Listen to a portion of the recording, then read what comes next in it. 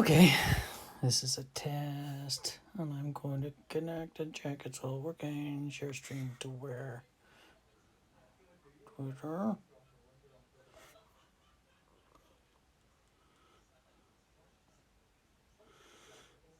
Facebook. Twitch TV.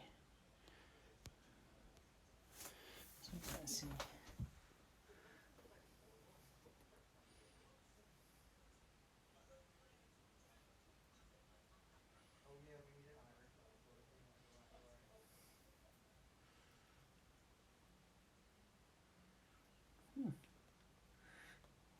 Good.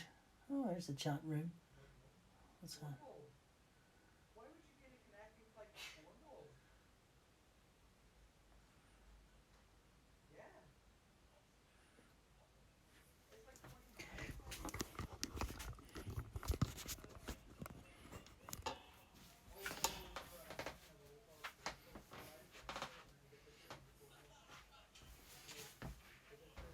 Oh my papa.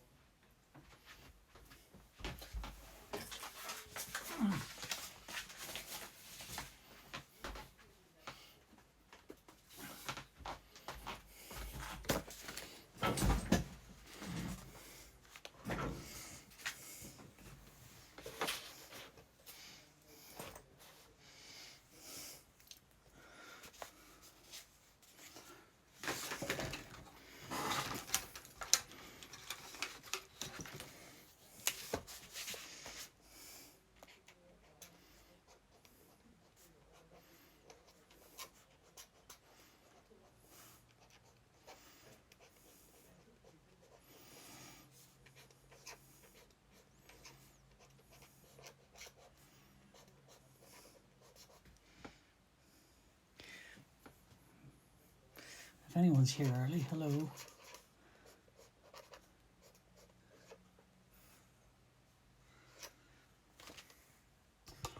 Let's see if we can get the best view we can get.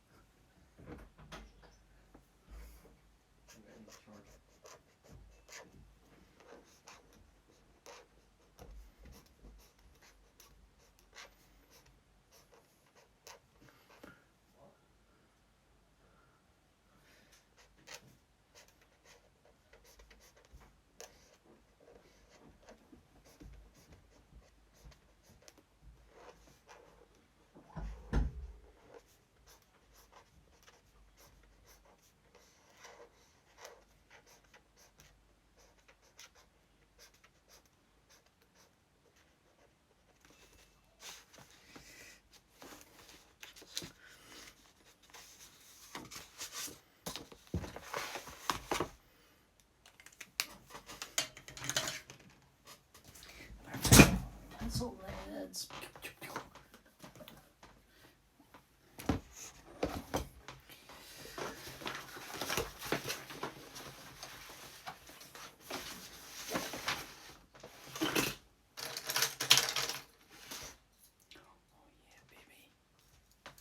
Oh yeah, baby. Pencil lids.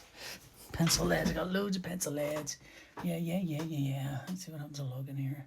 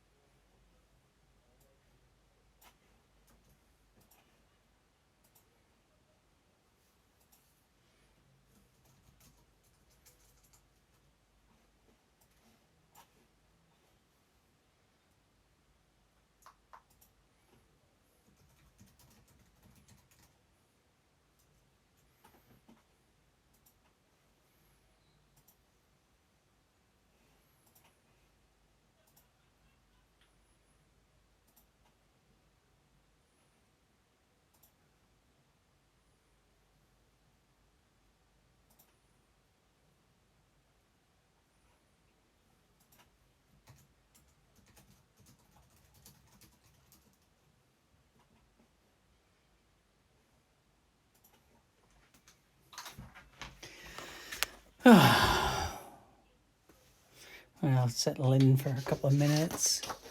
You can chat to me in the chat room if you like. I can read the text. I can really see this will blow my tiny iPad's mind. I've got a camera view of the chat there, and then up here I should be able to draw the artwork there. And I'll be drawing in this area. I'll be reading your chat responses here. So this is weird. This is a bit like the pre-bit just before a play starts or something. You're kind of waiting on the audience to come in. Come on in, audience. Come on in. Just check. I've got all my relevant tools.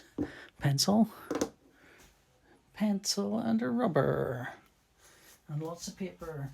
So I'll give people a minute or two to come in. I don't know how many people's watching. Oh, there's 12 people. Hello, 12 people. It's nice to virtually see you. Say hello and say hello in the chat. Say hello in the chat. That's what I'm doing. That's mod view. Go to mod view. Ooh. Next.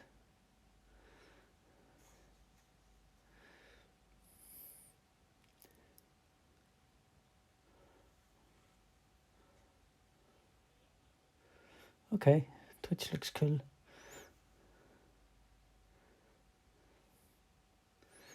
Right. Ah, JP. Heidi JP. Okay. I can now see people. That's cool. Right, well, I'll start in a minute then. 2 minutes, actually. So, I've got a bunch of sketches to do. In case you don't know, I'm desperately trying to raise the funds to buy a new iPad Pro. iPad Pro is about, the one I want's about 1,400 quid. Pricey. That includes 2-year warranty and an iPad pencil. I have an iPad Pro already, as that's what's up in this corner here. And I love my iPad Pro, but it's starting to show its age. It's got little light areas and all sorts of things. I hope, can you hear me? Let me know if you can hear me, because I don't know if you can hear me or not. I'm presuming you can hear me, but I don't know. And should I try and get a little closer to the drawing? What about here? How's that? Is that better? Is that a better view? It's better for me. Is it better for you? So I've got to do a twofer. I'll do that in a minute. This is my book. If anyone wants a sketch, I can add your name to my book. You can contact me on Twitter or Facebook or whatever. Oh, that's good. That's confirmation. Audio is working fine. Audio is working fine. I'm a bit slow to respond. I don't know if that's just me or the way this thing works, but thanks, Paul. Phew. Is it because my deeply manly, sexy voice is doing uncommon things to you in the pandemic times, and you're thinking, oh, this is making me very wobbly. I'm sorry. Not sorry. Hashtag sorry, not sorry. Seeing how fast that delay is quite. So I'm seeing it live, so I'm seeing it the way you're seeing it, which is there's almost like a 1, 2, 3, about 10-second delay between me doing something and it showing up on the timer. So how can I demonstrate that? I could demonstrate that with a clock, couldn't I? But I don't have one. Oh no, I do. Here we go. So here's the clock, which I think is right, is completely wrong. The clock is completely wrong. Let's see, adjust. This clock is completely bonkers and wrong and out of it. It says 7:41. So it says 7:41 right there. So I'll tell you how long it's taken then for it to display on the thing. So right now it says still, okay, so it's not too bad. So let's do 1, 2, 3, 4, 5, 6, 7, 8. 8-second delay.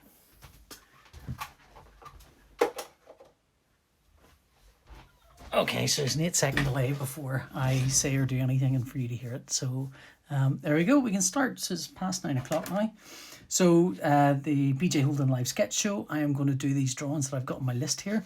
There's Judge Dredd. So I'm going to try and mix it up. I don't really want to do nothing but Dredds, but Dredd and Anderson. So it's a twofer. That's kind of Dredd and then an Anderson. A Dredd with a badge, which is kind of, I'm going to try and fill this. These are A5 drawings that I'm doing. And I want to kind of fill the space with a drawing as much as I can. Where's my stupid paper? How could my paper have gone missing already? It's only 10 seconds into it and put my paper down somewhere. It's gone. It's gone. Right, let's grab some more. So there we go. A5 drawings is what I'm doing. You can ask me questions. We can chat about stuff. Let's turn on another light here to see if there's less shadow on everything.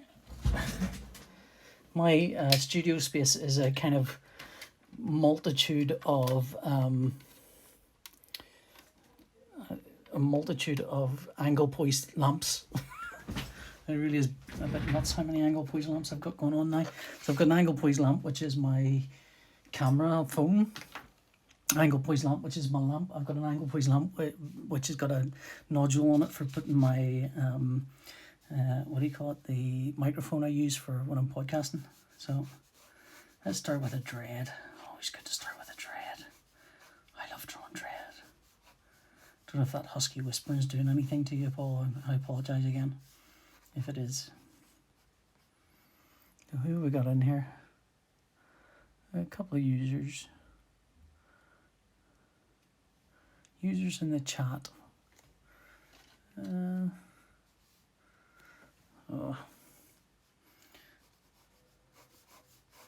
Okay, people have asked before, do you draw Dredd? How do you draw Dredd? How do you get them? I, like every artist, will come to it differently, but I don't really do Dredd unless I've got his helmet sorted out first. That's my first protocol. Make sure that helmet is exactly as I want it. And then I kind of, the rest of it, I don't even think about eyes. There's no eyes on Dredd. It's just a helmet. I did, in the early days of drawing Dredd, I would have drawn him, hello there, no oceans. In the early days of drawing Dredd, I would have kind of skipped drawing his nose, and which led to his chin being just a little too close to the bottom rung of his helmet there. The bottom part of his helmet would have been about here whenever I drew it. But I kind of feel like now I've got to draw a bit of a nose in there at least, and that gives me, once I've got a bit of a nose in there, it gives me a sense of positioning, so I know where the rest of his face is. I can do that. It's quite a good platform, Twitch. I was going to use YouTube, but couple of people suggested Twitch, and it's quite good because I can film it on my iPhone, and then I can keep an eye on what I'm actually doing on my iPad at the same time.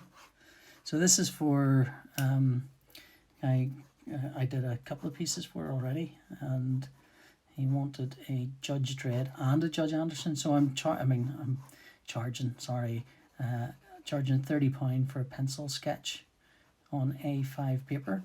The reason I'm doing A5 is because I've got A5 envelopes. They take first or second class stamps. If you want to post some artwork, first or second class stamps, I can just buy the stamps in one go, and then I can pop them stamps on the envelopes, and I can just pop the envelopes into a post office thing. Hello, Green Chariot. Into a postal box. And because I'm posting them straight into a postal box, I don't need to queue anywhere. It's all nice and simple. And then, you know, if with a following wind, the post will arrive with you, with your normal post. Although if your post is anything like mine, it could be weeks. My post here has gone a bit sort of doolally. So I kind of redraw, sometimes repencil bits of Dredd's head. Let's move that up a little bit there. Hopefully you're seeing that a bit better. There we go. That should be a good spot there.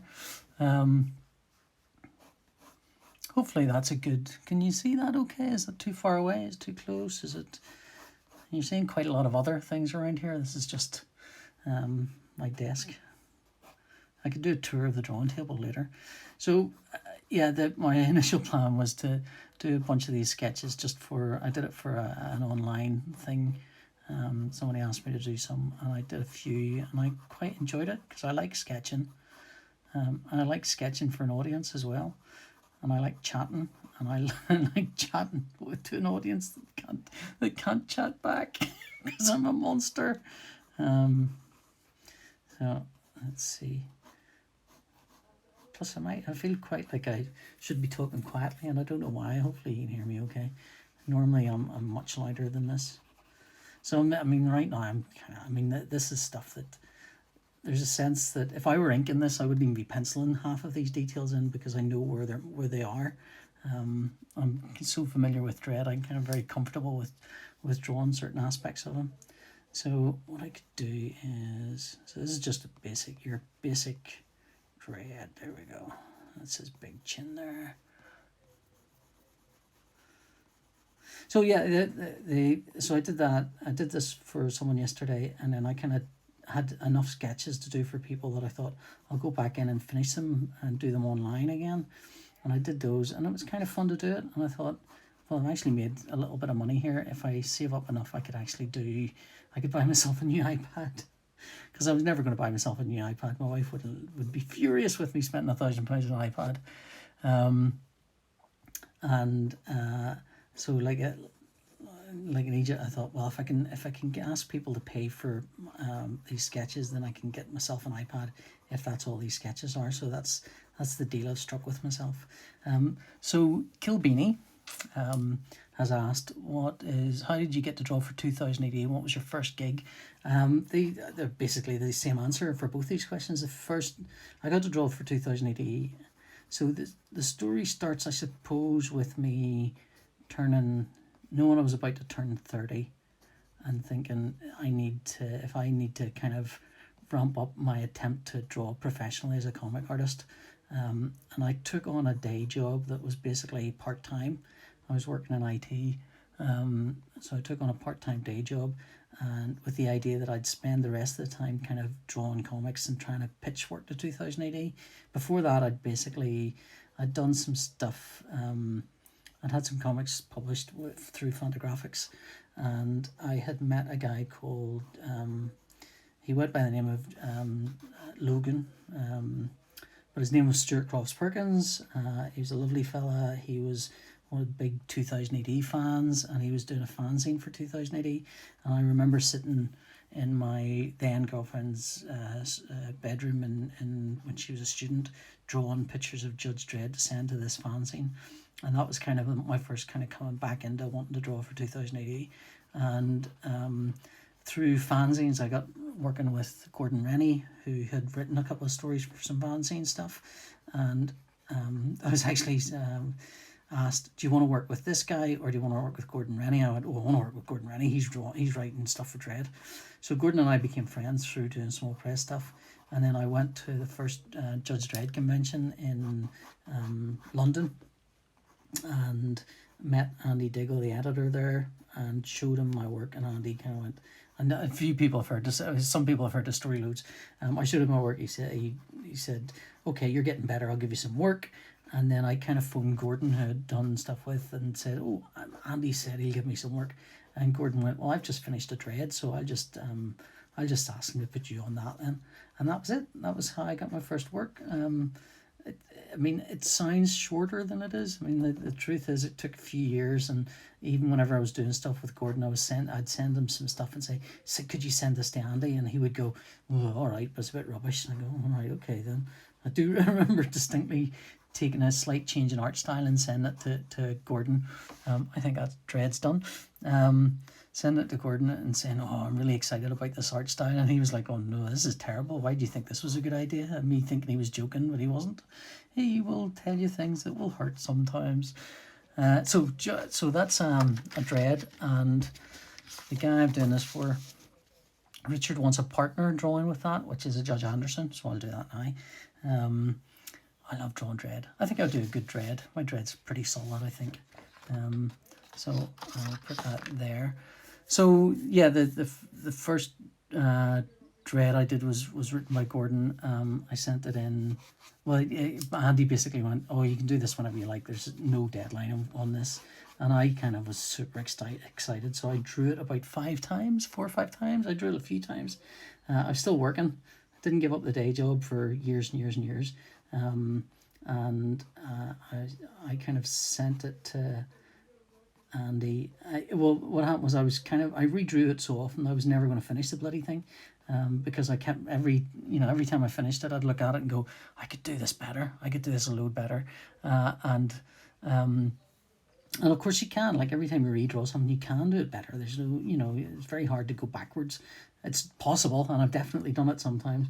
But in that instance, it was like, no, every drawing I did was a minor improvement. And then Andy eventually went, look, send this to me in 2 weeks. That's your deadline. And I was like, oh, okay. So I sent him what I had, and he really didn't like it. He wasn't very impressed. And he said, I says, what do you think, Andy? He goes, well, it's not the best Dread I've ever seen. And I was like, oh, okay then. Fine. I says, let me redraw it. And he went, well, you don't have to do that. I says, yeah, but if I redraw it, and even if it's only a little bit better, you'll give me more work. If I don't redraw it, you will probably never hire me again. He went, oh, that's a good point. Yeah, that's probably true. And so I kind of ended up redrawing it. So that was my first thing. After that, then I think it was just bits and dribbles of work. Then after that, it's very hard to you do a Dread as your first thing, and it's very hard to kind of come down from that. It feels like a high, and it feels like you've done the thing you've always wanted to do. So you kind of, I don't know what's next after that. I can't really remember what I did after that, but lots of Dreads and 2000 AD Future Shocks and things like that. And I think the next gig that felt like something was when I was asked to do a Rogue Trooper, which I was asked when I was on honeymoon, and it was a 6-parter, and it felt like this is important. This is more than just. And by that stage, Andy had moved on. It was Matt Smith who was the editor, and Matt had kind of offered me this, and I was like, oh wow, this is a different thing now. This is different than just getting Gordon to ask for a Dread. This is a different thing. Although I had done lots and lots of stuff in between times anyway, So there we go. That's everything that lots of people have heard work before. Do you prefer to work on prose or the longer magazine pieces? Tom, hello. If I'm totally honest, prose, because for a couple of reasons. One, I think for a lot of 2000 AD readers, the magazine doesn't count.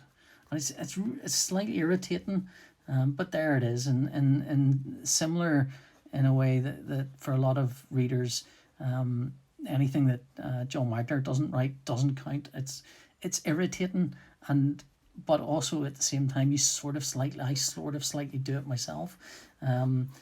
I kind of like doing stuff for the magazine. It was very fun to get to do the magazine and 2000 AD at the same time. That was kind of unusual. And I don't want to look a gift horse in the mouth. Any work is good work, but at the same time, it's like, the just even the number of reviews you'll see for work in 2000 AD is always more than any reviews you'll see for the magazine stuff. Having said that, like, I've done Dread in both. I like doing Dread in both. There is, there's a certain amount of to be said. I mean, I'd love to do something longer in either one or the other, something that was kind of all mine, and it wouldn't really matter to me. But definitely it's fun to do something in both. But I get really, my favorite thing really, if I'm totally honest, is if I ever get to do things like Christmas specials and stuff. Those are really fun, where you're kind of, it's the specials and things that are, I don't know why, but like if Matt asks you and says, "Oh, can you do something for the Regine special, or can you do something, for the Battle special or something?" They feel kind of, I don't know what that is, but they feel different. Like, it's not important, but certainly kind of, at least to me, they feel like there's something just a wee bit kind of fun about doing those things. Same way, like, I love doing Dread, but also equally I love, like, if you get to do Judge Rico's great fun because he's like Dread but younger. And you're not carrying all that baggage with you, but you at the same time do get to draw Dread, because it's Rico. So there's a kind of, there's pros and cons to both, and there's stories I think that belong in the magazine more than they belong in 2000 AD. Like, there's a what do you call it? There is a thing I want to do with Arthur Wyatt that really is probably, it belongs in the magazine more than it belongs in 2000 AD. And so it kind of feels like the natural home for it will be the magazine if we get to do it. So here's my Judge Anderson. Did that answer a question, or did I just waffling for an hour, for half an hour? Just a bit older looking there. Let's see, there's our double header. Okay. Hey BJ, hello Rory. Any series or character you've not worked on you'd love to have a crack at? Kilbeanie got in first too with who's your favourite Dread artist? Is it immodest to say I'm my own favourite Dread artist? No, that's nonsense. Of course I'm not. I do like my own Dread, and I actually rate my own Dread as reasonably good. And if I get to draw Dread, that's my favourite. Over and above. When I see so, even if it's really good, I think, flip's sake, I wish I was drawing that. But Mike McMahon, all the usual standards. I think too, and the new guys. What's his name? He did Rock of the Reds. He's really good, I think, and there's a bunch of others. But I like comic book artists rather than full painters. So that kind of drawn art style. Anyway, Rory, hey BJ, hope you're doing well. Any character series you've not worked on you'd love to have a crack at? Well, there's the answer to that is twofold. One, there is kind of course, there's things you'd like to do. I'd like to do maybe in 2000 AD Robo Hunter or something would be fun to do, I think. But in terms of real ambition, it's like I'd like a completely new series that's successful.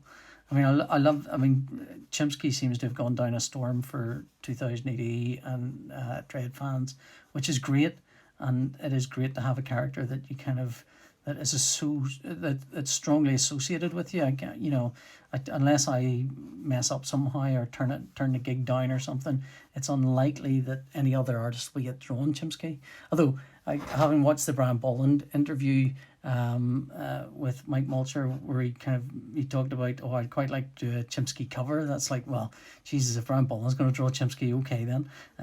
But for them, what I'd really love to do is do a series that is completely new to 2000 AD, but is sort of very 2000 AD, that sort of feels like it belongs there. I have a couple of ideas and for things. Me and Rob Williams have been chatting about some things that would be lovely to get to do. So, we haven't pitched them yet, so and you can never tell what Matt's going to really buy into. There are two things that kind of will stop a series in 2080. One is that it's just not the sort of thing Matt likes. Which is usually, he's got a really good sense in what 2080 is, so if Matt doesn't like it, it's probably not a good 2080 series anyway, or good for 2080. But the other thing that would stop it is there's either something a bit similar to it, or it's something they've run in, it's too similar to other things that they've had in the past, or it's just not the right moment for it for whatever reason. So that's the kind of, those are the things that stop a series getting in there. But I would definitely love to kind of come up with my own full thing. Funny, one of the sketches I've been asked to do is a bounty hunter from a series I did with Al Ewing, which didn't really take. It was kind of, I think people, there's enough people that liked it, but I think when Al said, can we do a second series of this, Matt was going, no, I think one's enough, which is always a slightly, okay then. Called Dead Signal, I don't know if you remember that, but so anyway, there we go. I'll let you into a secret. I draw very light dread, so I can draw them again. I like drawing dread so much, I will draw them twice. Let's see if I can move the camera down a bit. Yeah, that's okay. That's a bit closer, and it's not really in my way.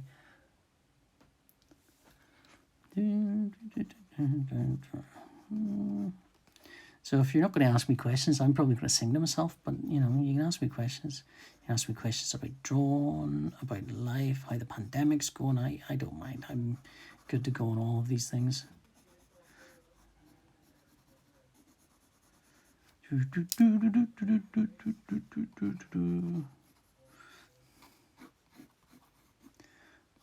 Hope you're all keeping well in this kind of beginning of end times, or whatever the hell it is.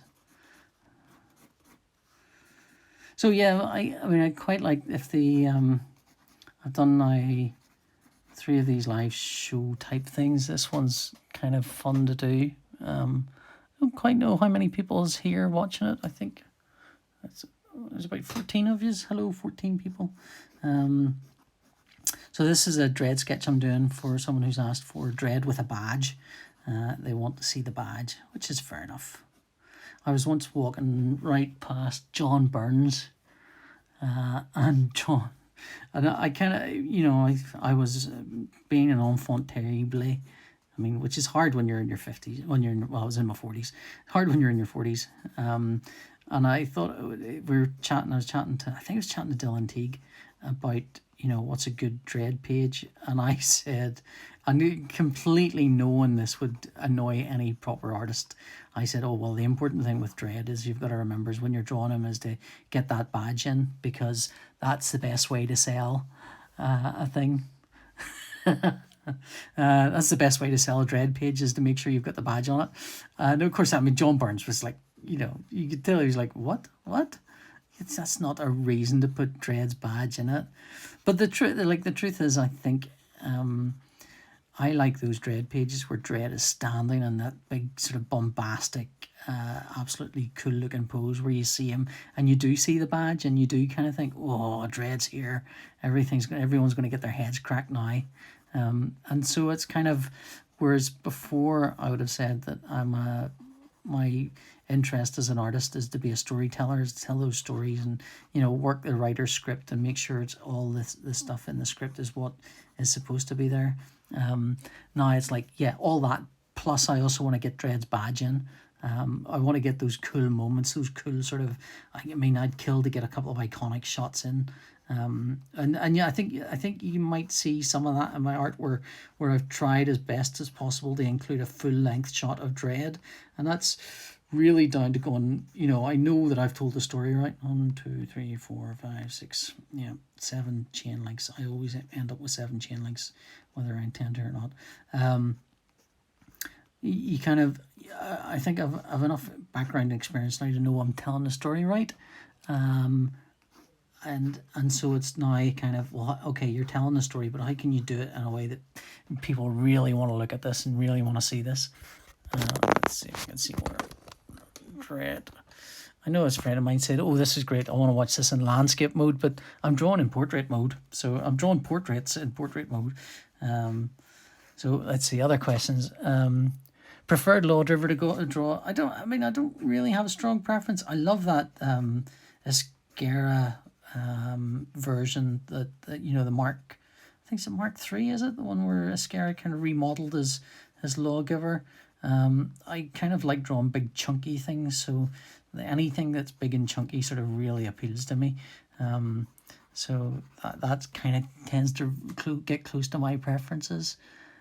What's a comic or creator that people wouldn't immediately associate as an influence on your work, but is?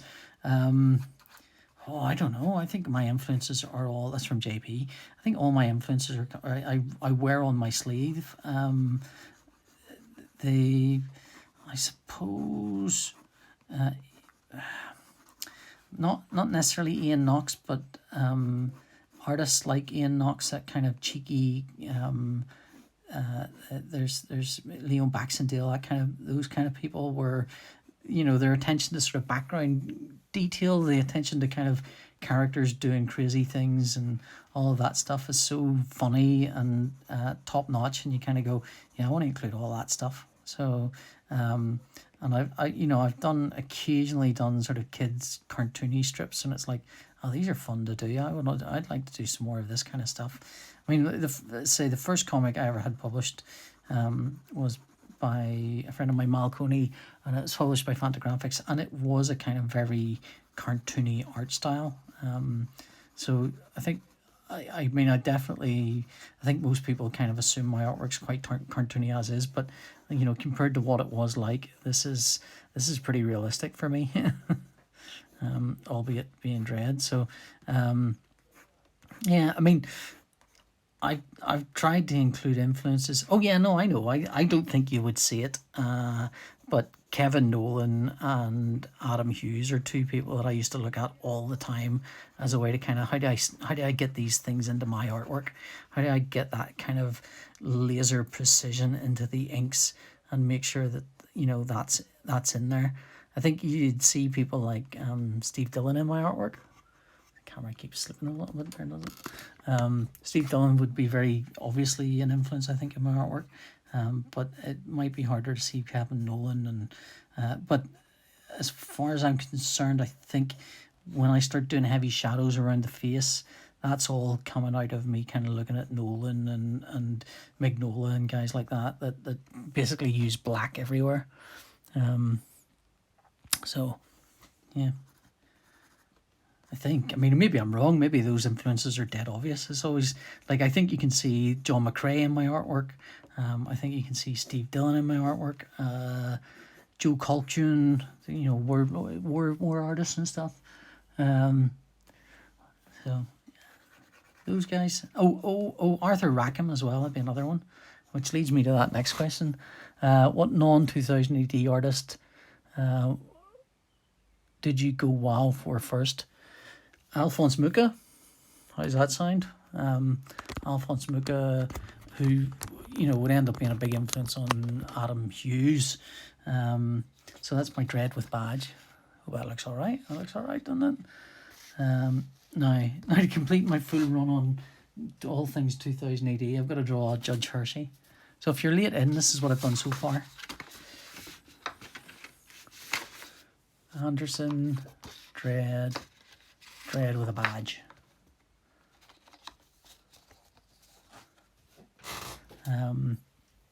Alphonse Mucha, Arthur Rackham as well. Arthur Rackham, when I was about 18 or 19, I bought a first edition Arthur Rackham book, Wagner's Ring Cycle, which was basically an illustrated ring cycle, the Ring of the Nibelung, and it was beautiful artwork.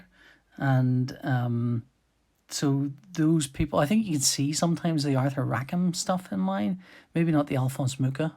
I think because though when people talk about Mucha, they associate it with this kind of stylized Art Nouveau thing with lots of curves and circles, and they associate it with very kind of designed elements. Whereas if you look at, say, his illustrations and stuff, there's a kind of thick line, thin line thing that he does that Adam Hughes even now still does, which is beautiful. So those are the artists that I really kind of went, wow, whenever I was not looking at comics. Oh, and Jerry Paris as well. I think Jerry Paris is an amazing artist. Jerry Paris did what Jerry Paris did. Jerry Paris did Bug Hunters for computer and video games. And if you've seen me talk about comics before, you've probably seen me chat about Jerry Paris before. So this one's a Judge Hershey.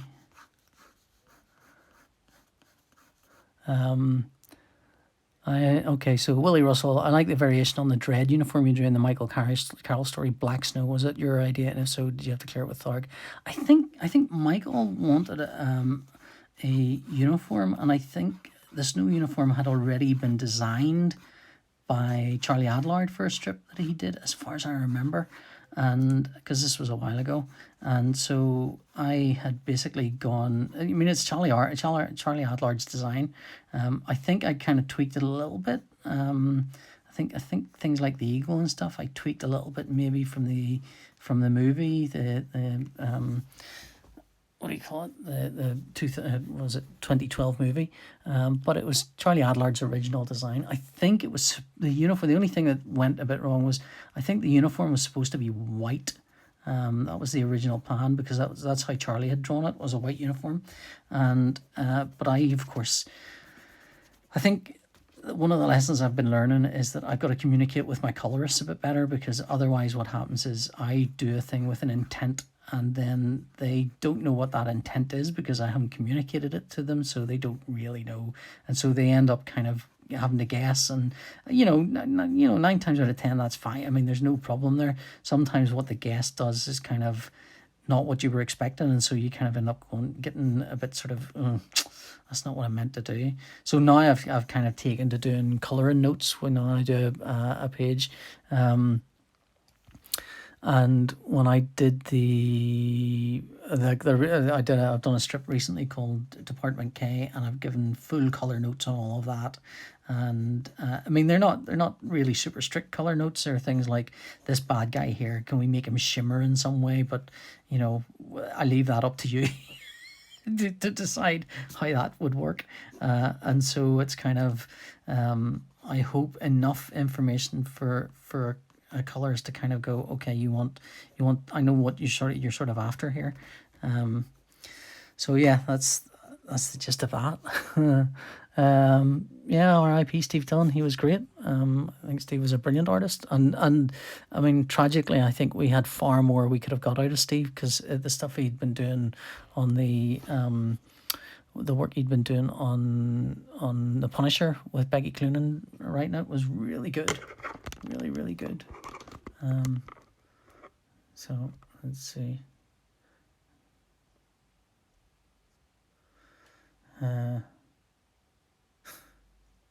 I only do Yankee. I've got my Dread Anderson. I've got a list here of the things I've got to draw for people. So the deal is that these sketches are for people. They cost 30 quid for an A5 pencil sketch. If you'd like one, you can. And it's easy enough. All you have to do is email me, and I can do one for you. Just email pjholden@gmail.com, and we can organise to do one. I think I've run out of pencil heads, have I? I'm nuts. Run out of pencil heads. I found some pencil heads earlier, and I can't remember where I put them. No, where did I put the pencil heads? I need pencil heads. Hang on, I'm going to witter on while I look for pencil heads. Hershey's looking a bit old and baroque here. I'm going to fix her in a minute as soon as I can find my pencil heads. There we go. A different pencil. So let's see. Did Tanks and Planes with Ennis, and there's a boat story coming soon. So when do we get a submarine tale? Do you know? This is just between us. I've said to a couple of writer friends, let's do a submarine tale. Let's do something. I have an idea for a submarine tale set in Mega City 1, right? But I can't get any writer to bite on it. So I'm either going to have to write it myself, which is unlikely because I've tried writing things myself and it never goes very far because, frankly, it just is very time consuming.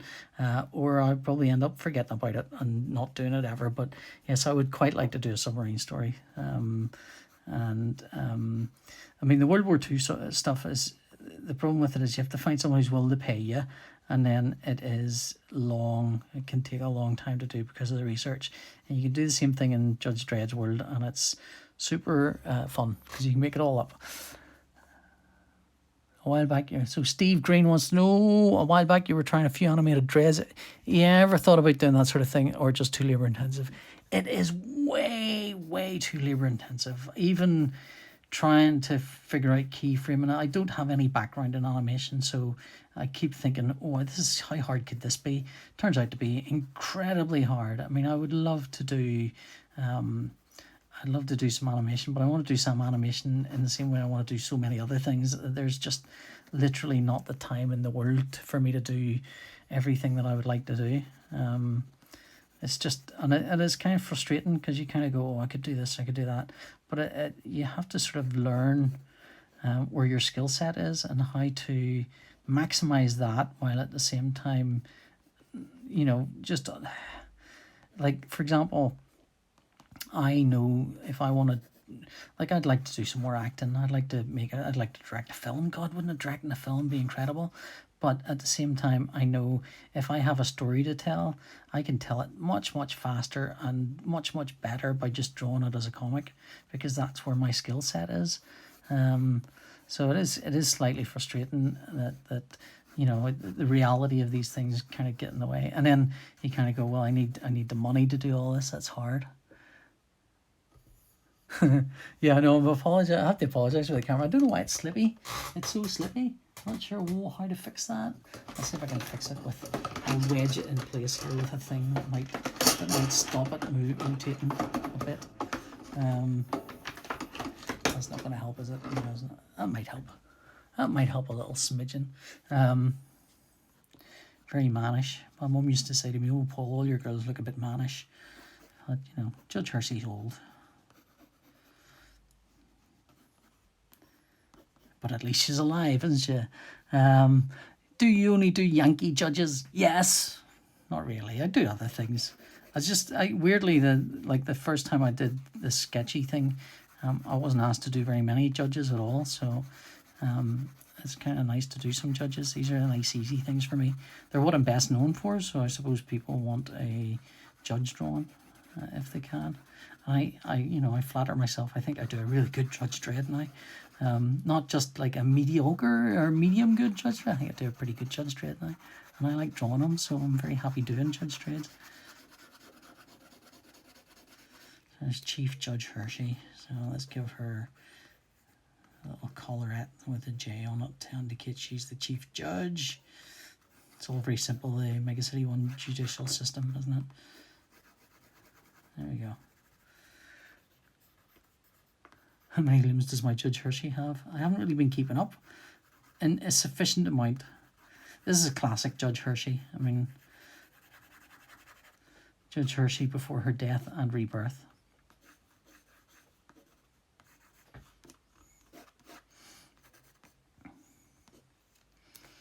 There we go. That looks all right, doesn't it? That looks okay.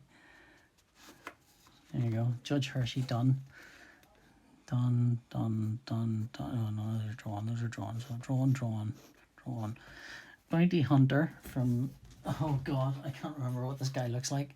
So I'm gonna have to look him up. So, Bounty Hunter from Dead Signal, BJ Holden. I designed this guy. I can't remember what he looks like. Oh, there he goes. There he goes. He's got a ridiculous hairstyle and ridiculous goggles. Okay. Favorite DC or Marvel characters to draw? Any of the monsters. I like monsters. This guy's got an insane haircut. This guy I'm drawing. I really like monsters, so I'm going to cheat a little bit by saying like the Frankenstein's monster or the Hulk. Those are the those are the characters that I kind of really love. The bigger, it's more stupid and stronger, the better, really. So this, now looking at this character design, I'm thinking, oh, I can understand now why this didn't go down with 2000 AD.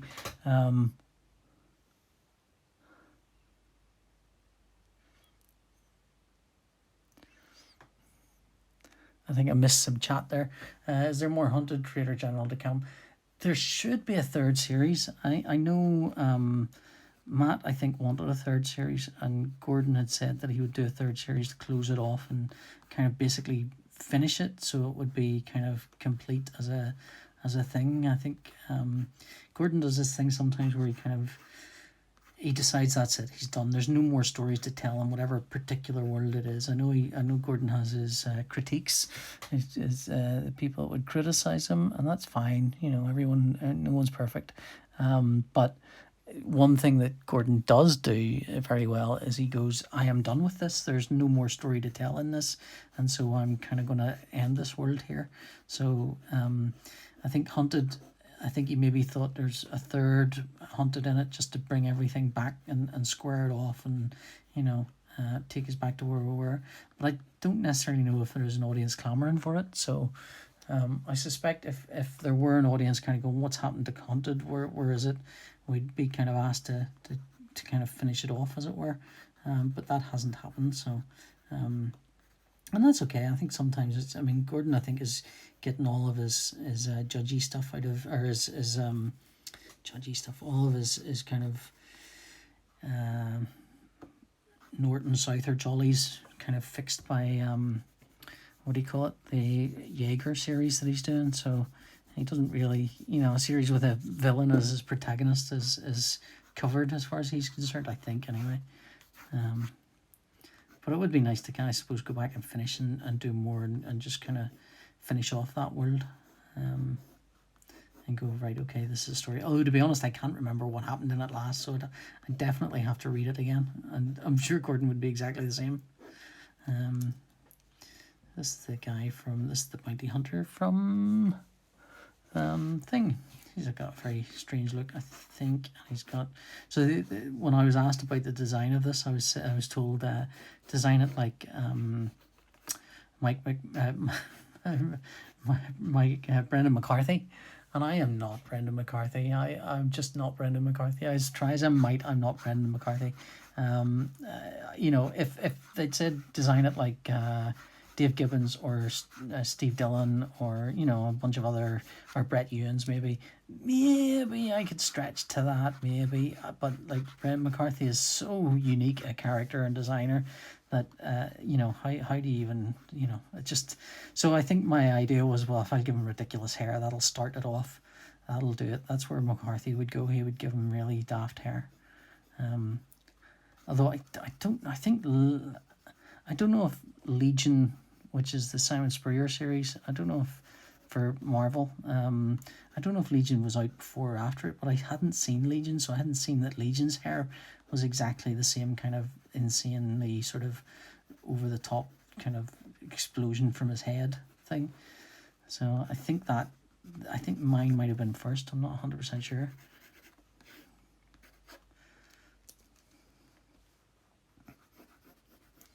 More questions. Anything you particularly want to see in a Rogue Trooper movie? I'd just be happy to see a Rogue Trooper movie, I think. I mean, I would like it to, you know, flesh out the Traitor General. I'd like it to kind of, not flesh him out, but like, let's call him something other than Traitor General.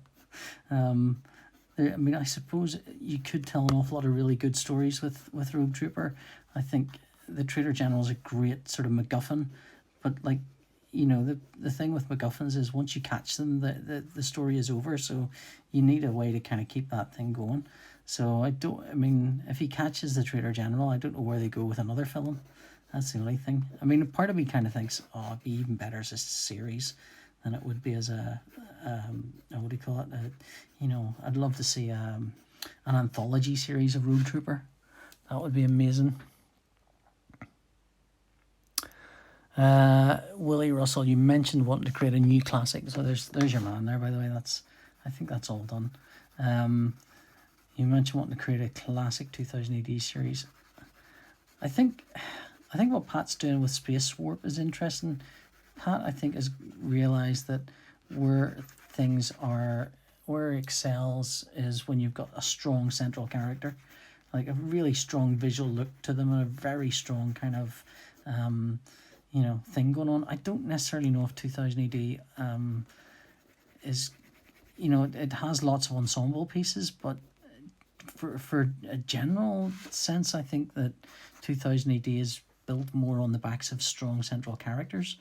So, but with a good ensemble cast. So Sam Slade, good central character, strong ensemble cast, or small short teams of them. So I suspect a really identifiable character and with kind of stuff going on with them, and great art and great writing. I think the other things, obviously, give us some good art, give us some good writing, and that's what I would aim for. I think it's one of the difficulties with 2008, of course, is they own it. So if you're going to come up with a new thing, you've got to, like for a lot of writers are very conscious that if they come up with something, 2008 are going to own all the rights of it. And I think that's maybe scared a few away from doing something from 2008. Well, it's just the nature of the beast, but but it is. I mean, coming up with a classic thing is like, how do you do it? You can't do it. I don't think you can premeditate and go, I'm coming up with a classic thing here. I don't know if there's any latecomers, but I'll show you what I've done so far. So let's see. So I started at 9. So this is what 45 minutes of drawing gets you. A dread, another dread, that guy from Dead Signal, a manly looking Hershey. I might soften her down a bit, actually. Soften her down a bit.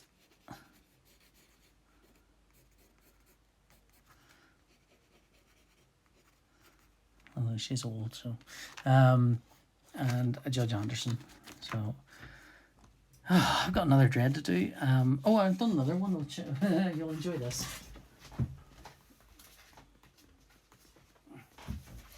This is for a guy online. He asked for this. I had to check with him to make sure that this wasn't a joke. So it's Vic and Bob as O'Hare and Mulligan and O'Hare, I think it is. Anyway, yeah, that's for that guy. I did that earlier. So yes, what was your favourite strip from the past? It was Rogue Trooper. Rogue Trooper was my favourite strip.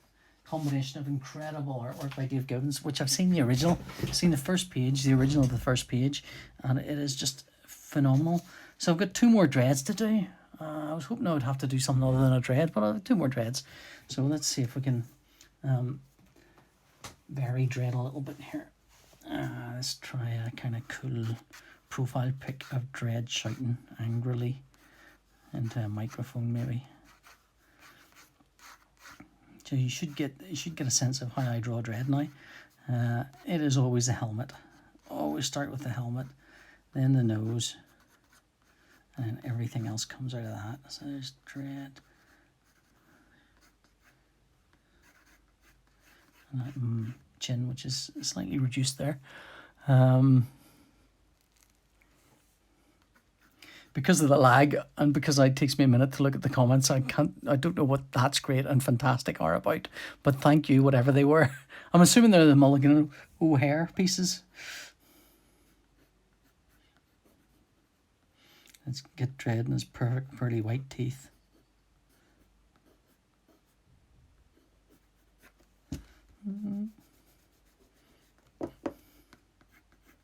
So, right, if you have been enjoying this and you'd like to see me do more of this kind of thing, just let me know. I'd be very happy to do this on a regular basis, although what I would ideally like to do is actually have people pay for sketches so that if I do this again, I can earn some money while I'm doing it, and that would be good.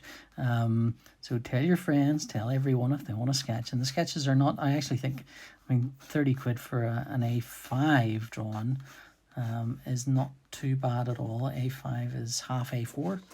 So that in total is an A4 sheet. These are drawn on little bits of cards, so they'll frame quite nicely.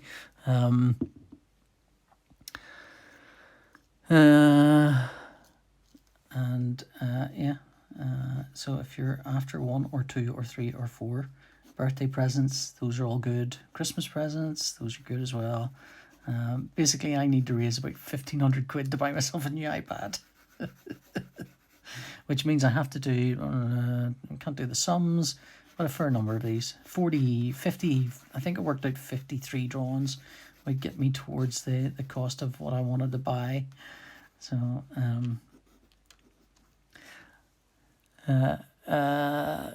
yes, well, yeah, the Vic and Bob sketch, I thought it was that. I thought that was the thing that you liked. It's always fun to do something weird that you've never really done before. I used to be quite a good caricaturist as well in my time, and then I kind of stopped because it was. I stopped because you discover that people think they want a caricature, and frequently they don't. What they really want is a flattering drawing of themselves. They do not want a caricature by any sense of any stretch of the imagination. Let's give him a little microphone. So he looks like he's saying something there. I don't know what he's saying. He's definitely very angry about it though. God, I love drawing Dread. He's great.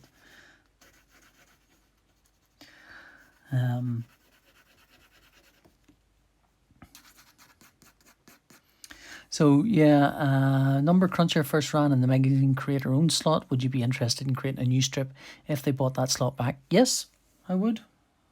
They paid, I mean, it wasn't like huge amounts of money, and it was kind of obviously less than a regular 2000 AD money. And the big problem for a lot of us was, you know, okay, you really needed to double dip on it and make sure that you had a publisher lined up that would kind of print it afterwards. That's what we'll do there. Well, it's raining on Dread there. Weather control.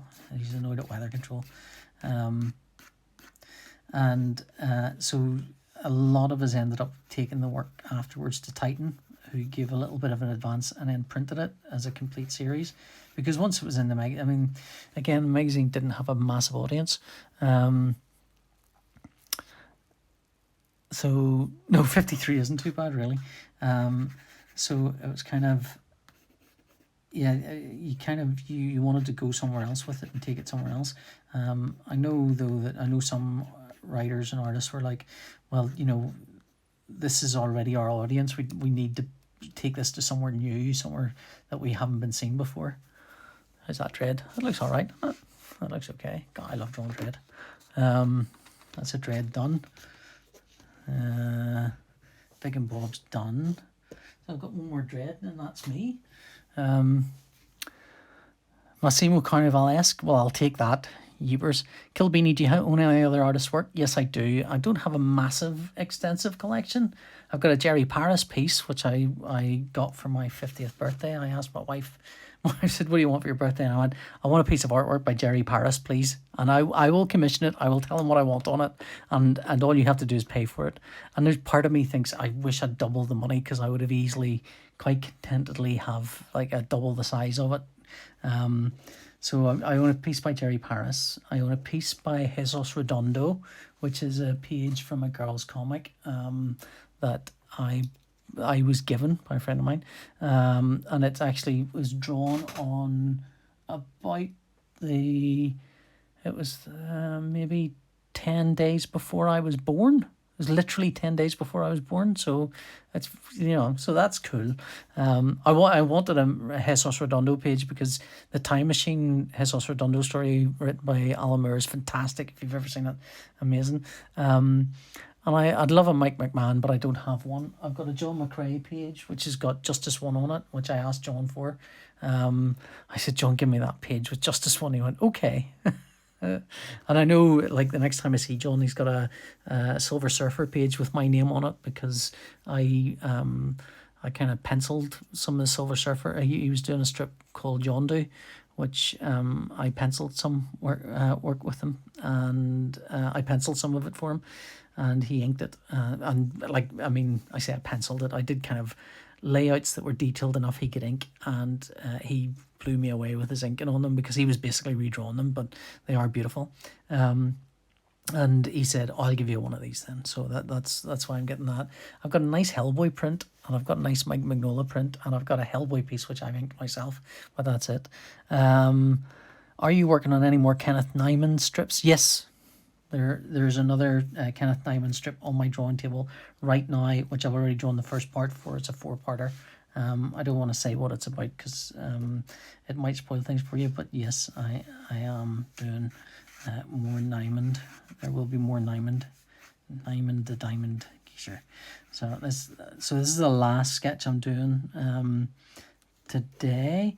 If you would like, I'd like to do this again next week. I'd like to next Saturday, do a 9 o'clock to 10, do another sketch thing. So that was 1, 2, 3, 4, 5, 6, 7. I did 7 sketches. That's not bad. I could probably stretch that to 10 sketches if I wasn't sort of waffling to people. So if anyone wants a sketch, let me know, and I can put you on a list, and then next Saturday I can sit and do that, and you can watch me draw your sketch, and it will only cost you 30 quid.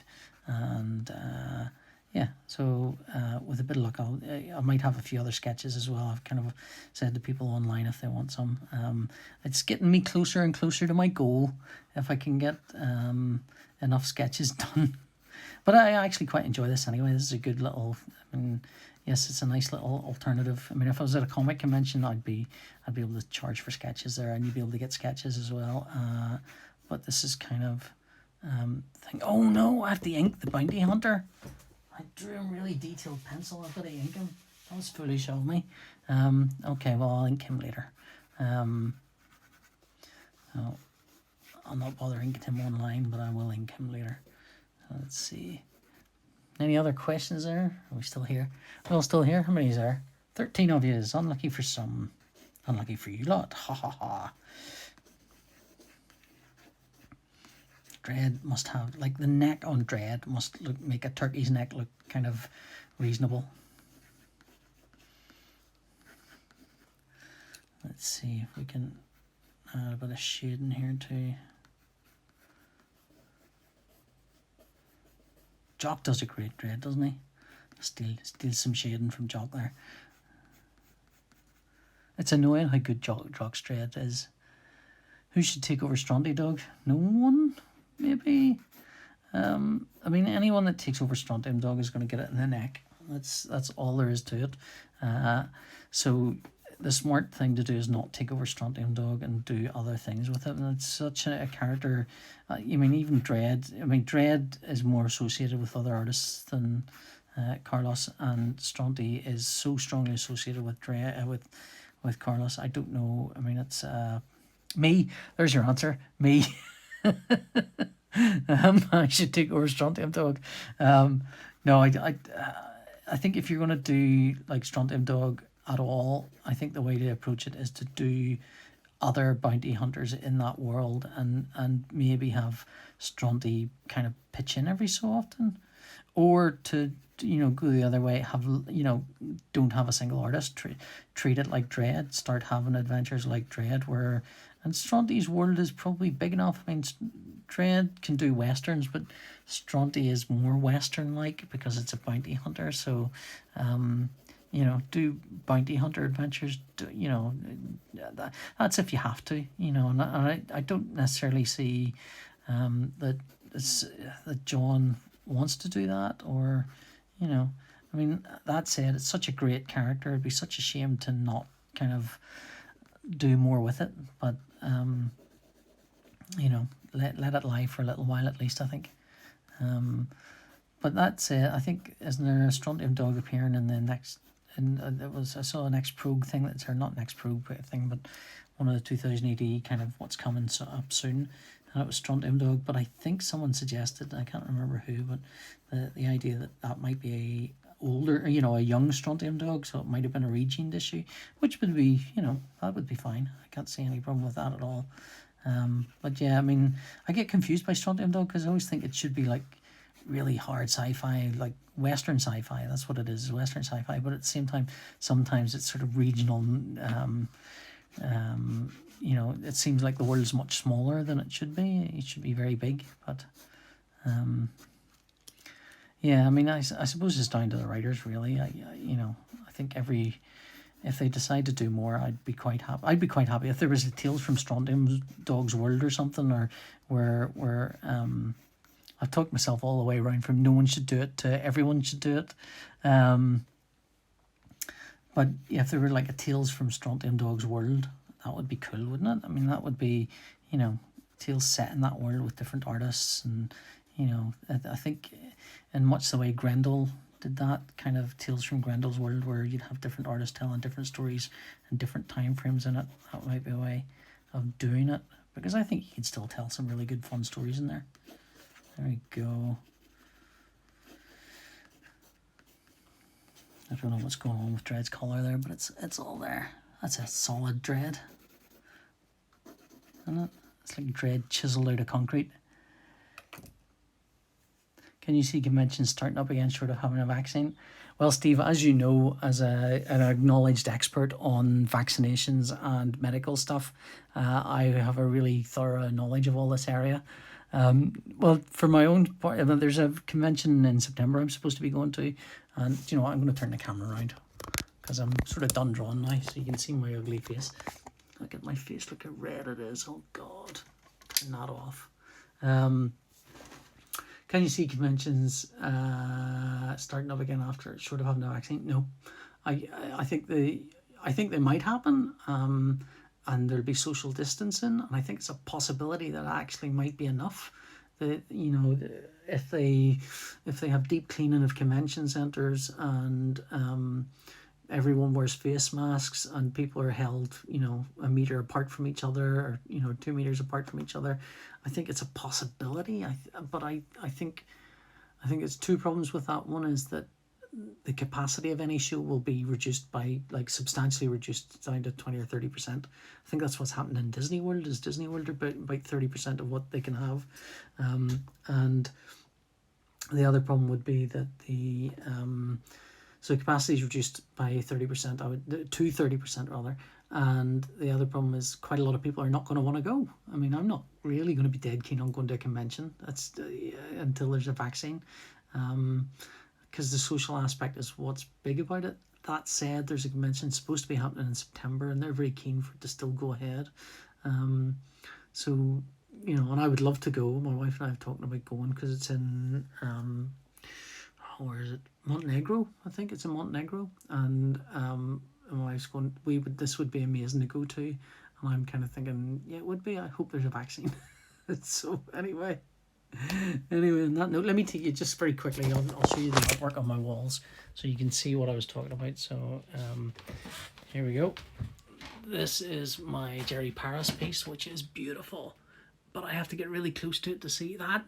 That looks like it's a print, but it is actually hand drawn. It is gorgeous.